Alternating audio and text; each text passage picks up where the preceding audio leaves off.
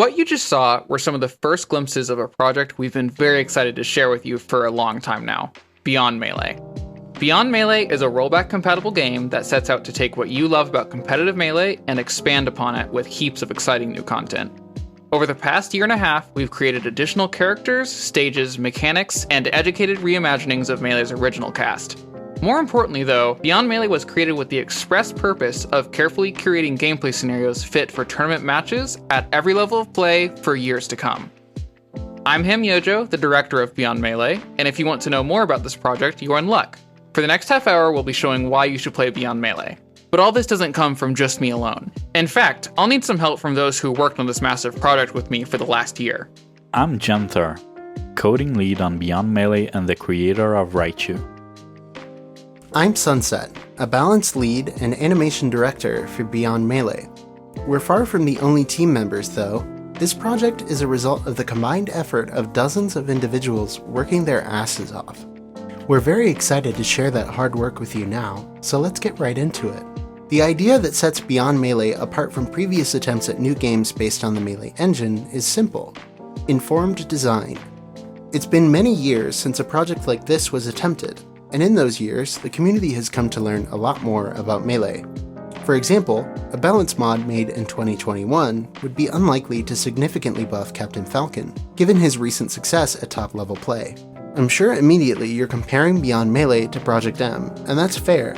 We see it too, so much so that for all of the duration of the project, we've had various Project M and Project Plus developers on the team, including Lunchables, Birdman, Arsenals, and even Cephalon. We consulted them when they were available, learning a lot about the Project M development process. One of the most impactful things we learned was that Project M development never had a clear direction in their game design. Much of Project M development was more of a make a cool thing first, try to make it balanced later type philosophy. This led to tons of amazing, iconic, and creative ideas, but many characters and moves would still need to be reworked multiple times due to this philosophy, and would still feel confusing, boring, or unintuitive to fight against after all the reworks, even as late as Project Plus. The most frustrating part of this is that Project Plus has no future content, balance updates, or features planned. What you see is what you get, and we think the community should have a different option than having to fight against Squirtle's armor and small hurtbox, Snake's combo-breaking grenades, or a Wario camping for his waft to recharge.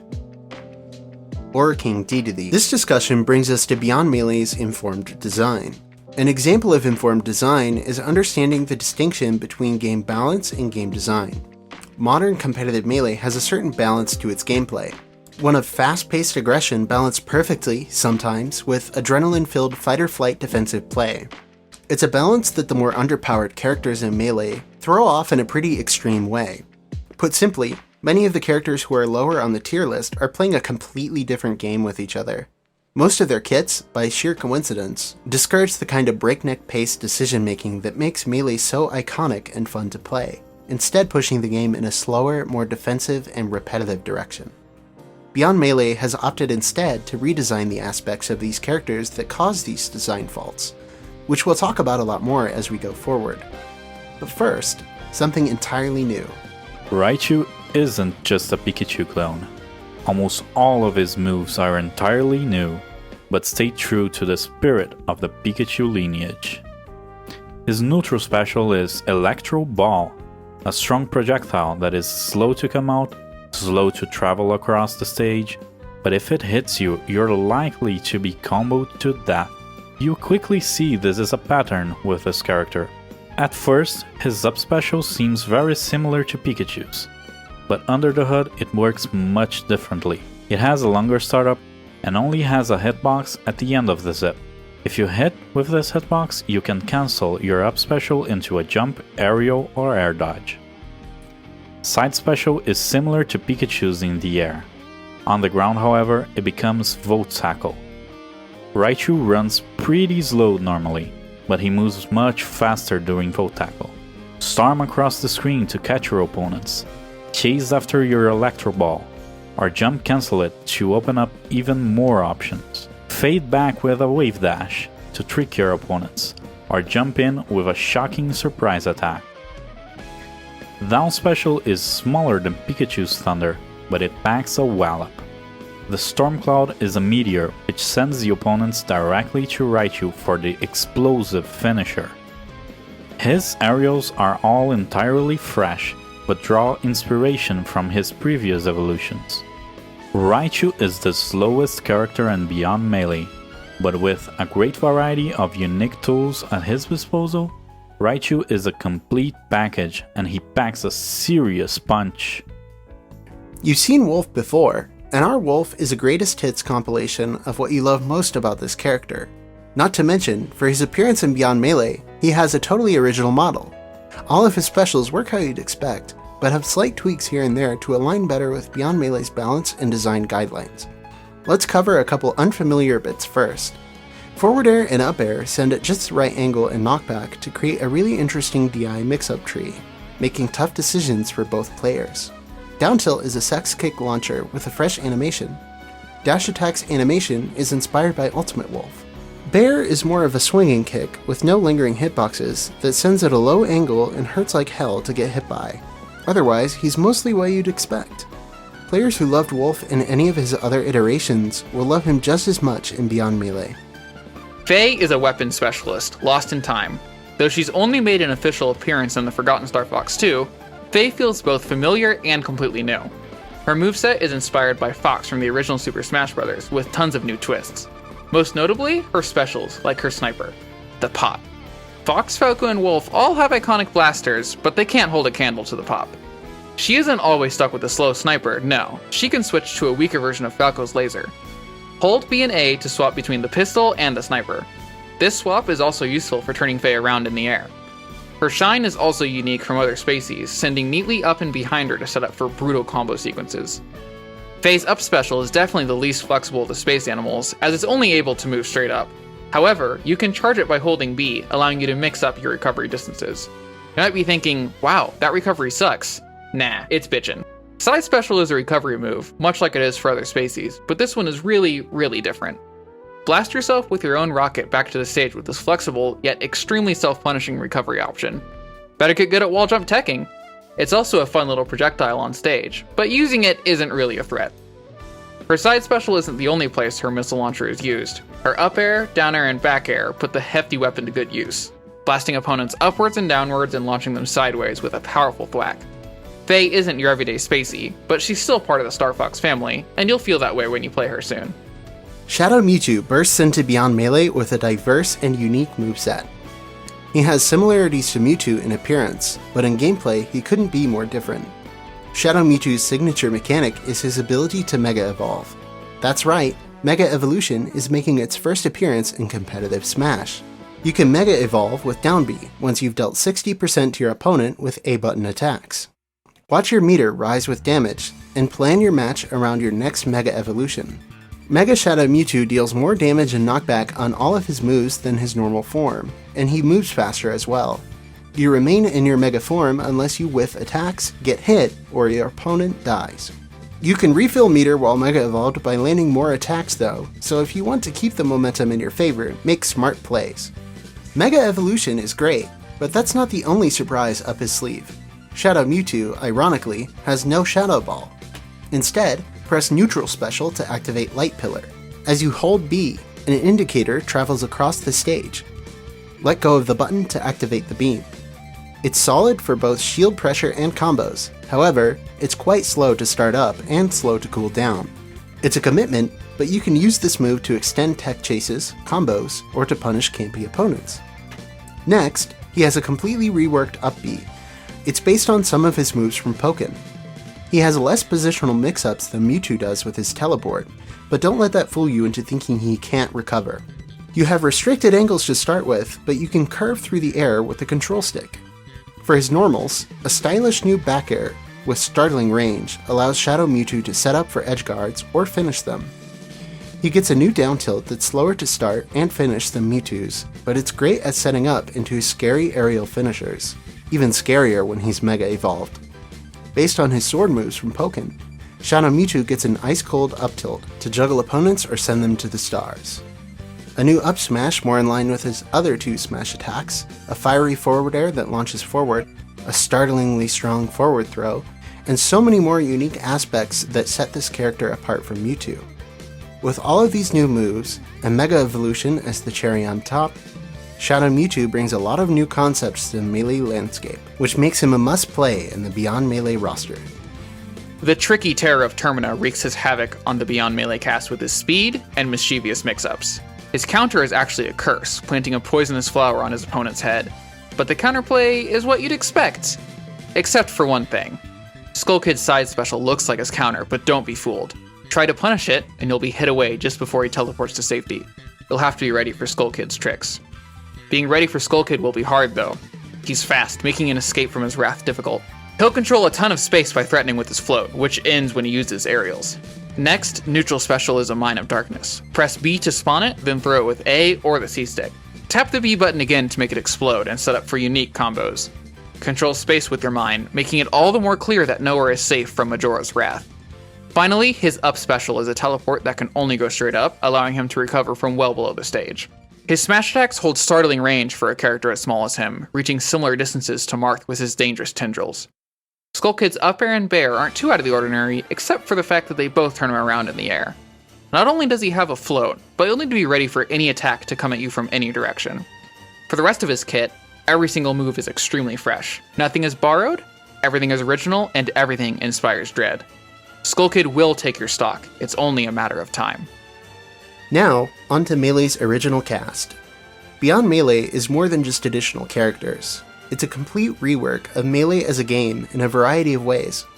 Our goal for these changes is to firstly change characters to be fun to play against, but also a balanced game which adheres strictly to the spirit of Melee, fast-paced, up-close, decision-based combat. Many characters have more extreme changes than others to reach this goal, some so extreme that they haven't been finished in time for Demo 1. Stay tuned for future releases. For now though, let's go over what's been changed about the characters that are here. We'll go in reverse order of the 2021 Melee tier list. Bowser is a sluggish brute of a character, but his first appearance in Smash might have taken that idea a bit too far. We've made him quicker and smoother to move around with, but he's still slow and hard-hitting compared to the rest of the cast. He's received a new down air, a slow but explosively powerful meteor. To cap it off, his neutral special now launches a powerful fireball. To charge this fireball, you need to grab your opponent. Grab normally to get a half-size fireball, grab with side special and get the full fireball. This creates a good incentive for Bowser to win neutral with up-close, engaging, fast-paced combat, while traditional charging methods like a passive timer encourage camping and more passive play until the charging is complete.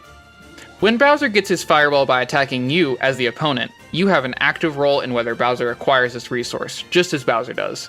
This kind of active player agency from both sides is something we try to encourage with all our design choices. You'll see a lot of changes made in service of this goal as we move forward. Zelda's kit has been reworked entirely. Instead of having only a few useful moves, her entire kit is now loaded with purpose.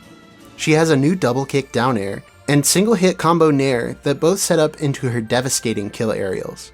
She's quicker than you'd expect too. With all of these new tools, buffs, and a fresh look, Zelda is a character that demands respect and absolutely kicks ass.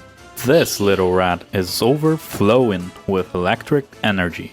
But unlike other iterations of his character, he has good reason to use it.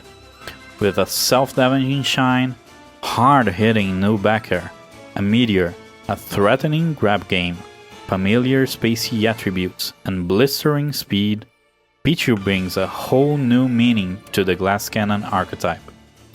On top of all those strengths, he's the most fragile character in the game, so if you play him, make sure you hit just as hard.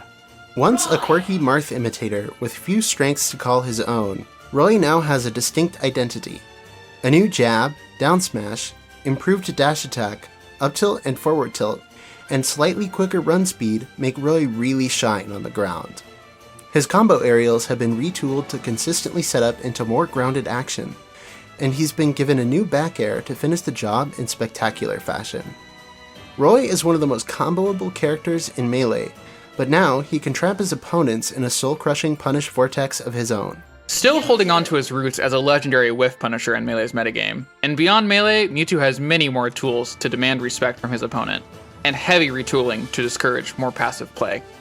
He has a multitude of buffs, one of the biggest being his ability to not have his tail weigh him down so badly. In vanilla Melee, Mewtwo's tail is always a hurt box, and beyond Melee, it's invincible. But only in neutral. This way, Mewtwo's Dash Dance and neutral game are very functional, yet he still doesn't lose his identity by becoming a sortie. There's other common sense changes, like making its jab functional, giving it a jab 2, making side special both reflect and combo, and so much more. Finally, he has the ability to perform rising aerials by holding the jump button while double jumping.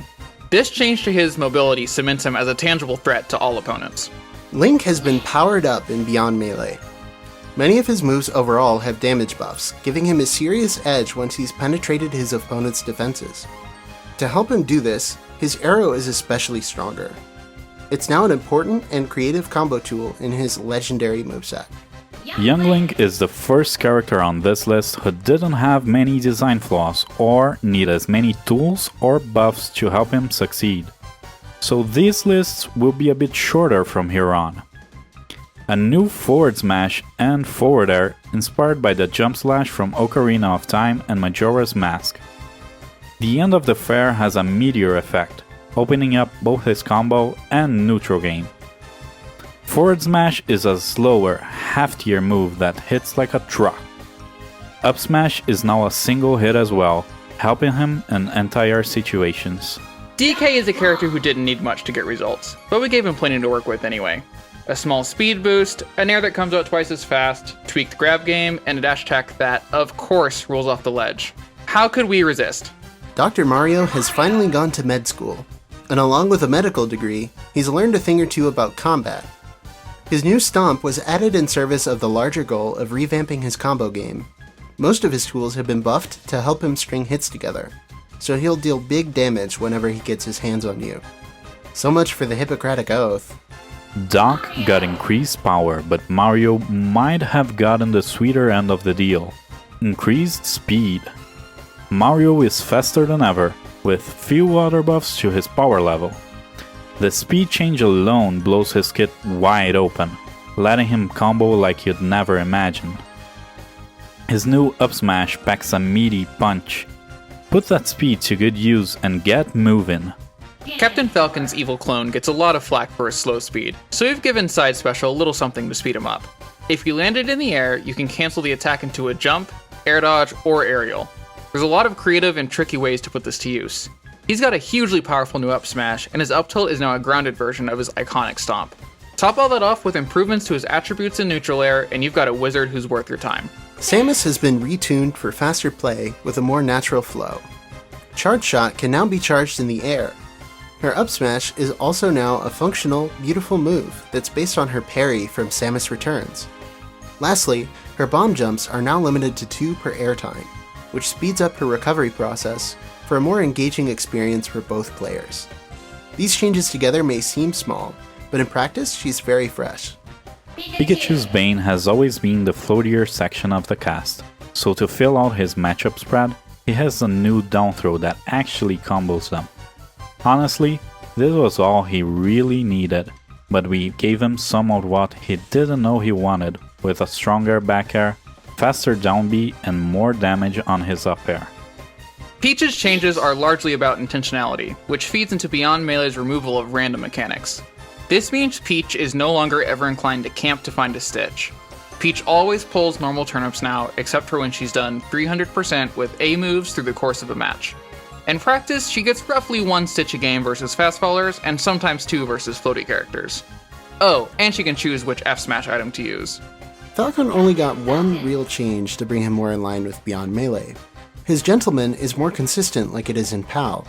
His Nipple Spike also has a fire effect, so that it's distinguishable from the meteor hit. Sheik's chain grabs are a problem in Melee, but when the list of viable characters Sheik can chain grab goes from 1, maybe 2, to something like 1 dozen, maybe 2 dozen, it becomes a catastrophe. So we changed it. Down throw and up throw are now a DI mix-up, but their knockback also scales less with percent than vanilla Sheik's down throw. This means that in super high percent situations, she can, if she guesses right, get a combo hit where she wouldn't be able to in vanilla. The goal was not to nerf or buff Sheik's throws, but make them more exciting and DI mix-up based. Falco's insanely strong, but he aligns with the project's goals very closely. His only changes are tweaks to damage output, and a nerf to the damage of his laser to discourage camping. Melee's Balloon of Nightmares has a handful of important tweaks, most notably an overhaul to rest. It has far less lag than vanilla, but also far less knockback. This makes it so that it kills at a more normal percent ranges, but also doesn't end your life on both hit and whiff. Pound can now be used once per jump, and her up special has been reworked to become Healing Song, healing both herself and her opponent. Both of these changes are to discourage any kind of stalling. At the end of the day, it's unclear if this version of Puff is more of a buff or a nerf, and we're excited to see what the answer is. Marth's only significant changes are to his early percent gimps through tweaks to his counter, encouraging mix-ups from both Marth and his opponent. We also tweaked his damage output, just a tad. Fox is just how you remember him feeling. The only change is that his damage output has been pulled back slightly on some moves, but you'd never notice if we hadn't pointed it out to you. This is the frozen stadium you're familiar with, but we also tweaked other pieces of the stage you might not expect, all in the service of increased visibility. We heavily changed the geometry of the edges and adjusted the nauseating camera, letting you see more of the game than ever. Shy Guys have been removed, and we tweaked some of Randall's behavior. He no longer messes up your ledge dashes, as he disappears when he gets close to the stage. This also opens up possibilities for unique new combos that weren't quite doable before. As you can see, Battlefield has gotten a makeover. Above the ledge, it's a very similar battlefield to the one you know and love, with a slightly lower top platform. However, below the ledge, we've obviously changed some things, and we're certain you'll like the changes for the better. No more of this shit. You were worried we got rid of the beautiful Melee battlefield, weren't you? Nope, she's being reshaped into a small battlefield. There are proper ledges, and we removed the top platform, resulting in a familiar feeling stage with impactful changes. From the Johto region, enjoy Sprout Tower, a delightful, spacious biplat stage with somewhat cramped blast zones, and low walls that provide fun off-stage shenanigans. Small FD is similar to the FD you know, but the often repetitive combos lead to edgeguards a bit sooner. The length reduction does a lot to make the stage more manageable in polarizing matchups. Fountain initially seems the same, but below the surface we've adjusted the platforms to be on a consistent, not randomized timer. The platforms also never dip down quite as low as they used to. It's still quirky, but way more competitive. Dreamland is just as you remember, but it's gotten a makeover, sorta? Seems more like some kind of post-apocalyptic wasteland. Wispy's seen better days, and he won't be blowing players around the stage again anytime soon. I'm sure there aren't any lessons to take away from this. The name change was purely for stylistic reasons. Moving on. Smashville isn't the same as it is in other games. The moving platform in Beyond Melee has more limited horizontal movement, to better reward center stage control, and prevent giving free outs to seemingly hopeless recoveries. Beyond Melee brings more to the table than just stages, characters, and content. We changed some key parts of how the game works at its core. Most significantly, Beyond Melee has a ledge grab limit.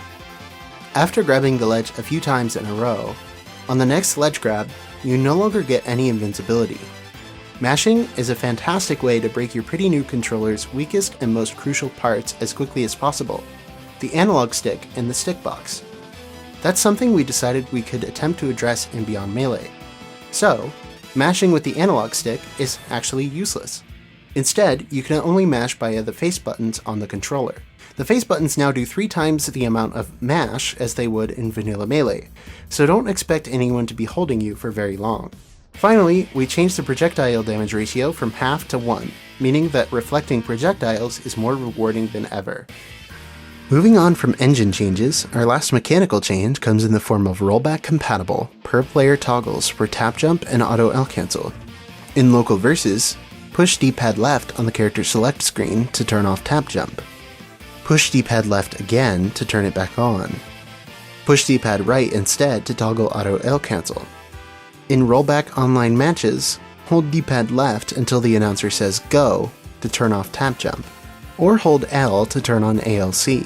To use both, simply hold both L and D-pad left. The ALC and tap jump toggles are per player, so if you don't want to develop bad habits, but your opponent is more used to Ultimate or Project M, or just doesn't want to break their hands, they can lighten the load for themselves. If a player has tap jump off or auto L cancel on, small indicators will appear on the HUD below their percent. This way, even if the tournament takes place online, TOs can tell if a player has turned on ALC, and players will be able to tell if they successfully activated the toggles. This isn't exactly a mechanic, but no, that's not an editing trick. We have a combo counter. It can even tell the difference between true combos and strings. For more detailed information on engine changes, check the website or ask in our Discord. Beyond Melee offers a unique opportunity for a completely fresh take on tournament sets, stage striking, counterpicking, and everything in between. There's a lot to learn from how Melee, Project M, Ultimate, and other games deal with the setup problems, and we found an educated answer to the dread and polarity of the stage list in 3 out of 5s in particular. First off, in Beyond Melee, our legal stages are the most toned down and normal feeling of any competitive Smash game stage list. This alone really sets Beyond Melee apart. Secondly, the recommended Beyond Melee rule set uses the 9 stages previously listed, and we encourage tournament organizers to rotate the starters periodically due to the flexibility and normalness of the Beyond Melee stage list. Thirdly, all counterpicks should be character first, stage second. This is something the Project M community figured out was the best method to encourage variety on top of actually giving power to the counterpicker.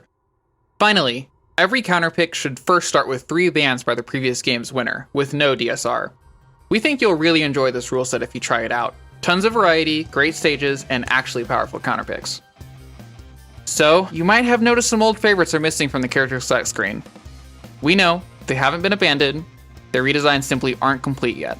They're coming, along with more brand new characters, game modes, stages, and skins. But this project depends on you. If you like what we're doing, download the game, play it with friends, follow us on Twitter, join our Discord, enter Beyond Melee tournaments, and if you really like what we're doing, you can support us on Patreon. If there are some things you don't like or bugs you encounter, we have feedback forms for the project. Your feedback could be instrumental in improving or changing the game. If you want to help us improve and add to the game directly, we also have developer application forms you can fill out for us to take a look at. In particular, 3D character animators, please apply. The truth is, we do not consider Beyond Melee Demo 1 to be a complete package. Many aspects of it were more rushed than we would have liked to be able to present it in time at Rollback Rumble the big one. It was an opportunity we couldn't say no to, even if it meant the first release of the game would be a little bit less perfect than we would want. Be prepared for some bugs and oversights here and there. We're working on it. All in all, we're very excited to see what everyone thinks of the game, and what kind of creative new ways to play we'll see explored in the coming days. Beyond Melee is a game that opens up a lot of possibilities that have never been seen before, and the long process of exploring those possibilities will remain wild and fun from start to finish. We're confident about that, not just because we've added so much new content to the game, but we also spent a lot of time fine-tuning to get it just right, with a heavy focus on game design and over a year and a half of development with our high design standards in mind. We are absolutely sure that Beyond Melee is a game that can be enjoyed by countless players, competitively and casually, for years to come. Thank you so much for sticking with us throughout this presentation. We already have some tournaments planned, and the smash.gg link can be found with !BM in the chat, or on our Twitter or Discord. We hope to play against you soon.